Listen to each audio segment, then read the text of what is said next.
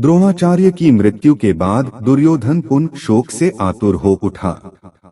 अब द्रोणाचार्य के बाद कर्ण उसकी सेना का कर्णधार हुआ। पांडव सेना का आधिपत्य अर्जुन को मिला। कर्ण और अर्जुन में भांति भांति के अस्त्र शस्त्रों की मारकाट से युक्त महाभयानक युद्ध हुआ, जो देवासुर संग्राम को भी मात करने वाला था। कर्ण और अर्जुन के संग्राम में कर्ण ने अपने बाणों से शत्रु पक्ष के बहुत से वीरों का संहार कर डाला। 17वें दिन से पहले तक कर्ण का युद्ध अर्जुन के अतिरिक्त सभी पांडवों से हुआ। उसने महाबली भीम सहित पांडवों को एक पर एक रण में परास्त किया, पर माता कुंती को दिए वचनानुसार उसने किसी भी पांडव की हत्या नहीं की। 17वें दिन के युद्ध में अंततः वह घड़ी आ ही गई, जब कर्ण और अर्जुन आमने सामने आ गए। इस शानदार संग्राम में दोनों ही बराबर थे।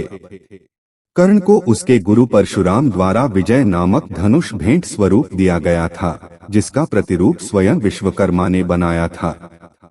दुर्योधन के निवेदन पर पांडवों के मामा शल्य कर्ण के सारथी बनने के लिए तैयार हुए। क्योंकि अर्जुन के सारथी स्वयं श्री कृष्ण थे और कर्ण किसी भी मामले में अर्जुन से कम ना हो, इसके लिए शल्य से सारथी बनने का निवेदन किया गया। महाराज शल्य में वे सभी गुण विद्यमान थे जो एक योग्य सारथी में होने चाहिए। अर्जुन तथा कर्ण के मध्य हो रहे युद्ध की यह भी विशेषता थी कि जब अर्जुन के बाण कर्ण के रथ पर लगते तो उसका रथ कई गज पीछे खिसक जाता, किंतु जब कर्ण के बाण अर्जुन के रथ पर लगते तो उसका रथ केवल कुछ ही बालिष्ट हथेली जितनी दूरी दूर खिसकता। इस पर श्री कृष्ण ने कर्ण की प्रशंसा की। चकित होकर अर्जुन ने कर्ण की इस प्रशंसा का कारण पूछा, क्योंकि उसके बाण रथ को पीछे खिसकाने में अधिक प्रभावशाली थे।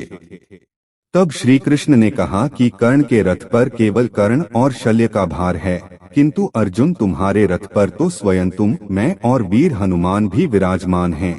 और तब भी कर्ण ने उनके रथ को कुछ बालिष्ट पीछे खिसका दिया। युद्ध में कर्ण ने कई बार अर्जुन के धनुष की प्रत्यंचा काट दी, किंतु हर बार अर्जुन पलक झपकते ही धनुष पर प्रत्यंचा चढ़ा लेता। इसके लिए कर्ण अर्जुन की प्रशंसा करता है और शल्य से कहता है कि वह अब समझा कि क्यों अर्जुन को सर्वश्रेष्ठ धनुर्धर कहा जाता है।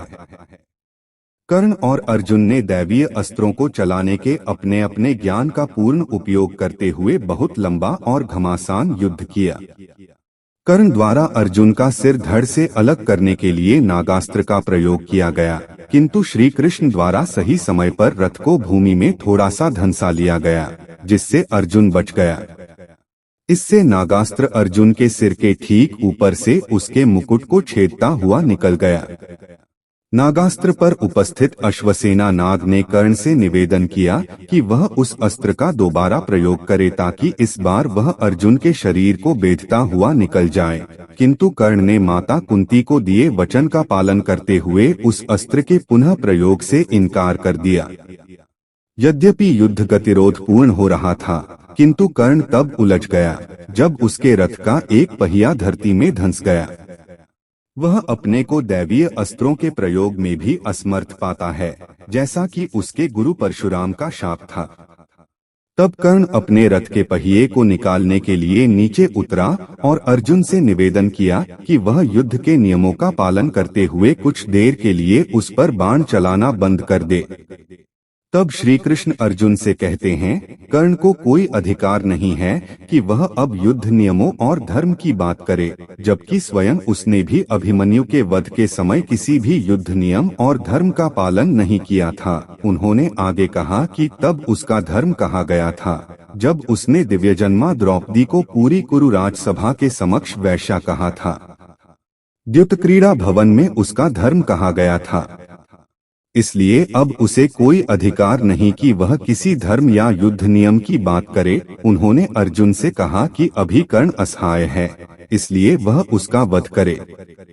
श्री कृष्ण कहते हैं कि अर्जुन, यदि तुमने इस निर्णायक मोड़ पर अभी कर्ण को नहीं मारा तो संभवतः पांडव उसे कभी भी नहीं मार सकेंगे और यह युद्ध कभी भी नहीं जीता जा सकेगा। तब अर्जुन ने एक दैवीय अस्त्र का उपयोग करते हुए कर्ण का सिर धड़ से अलग कर दिया। कर्ण के शरीर के भूमि पर गिरने के बाद एक ज्योति कर्ण के शरीर से निकली और सूर्य में समाहित हो गई।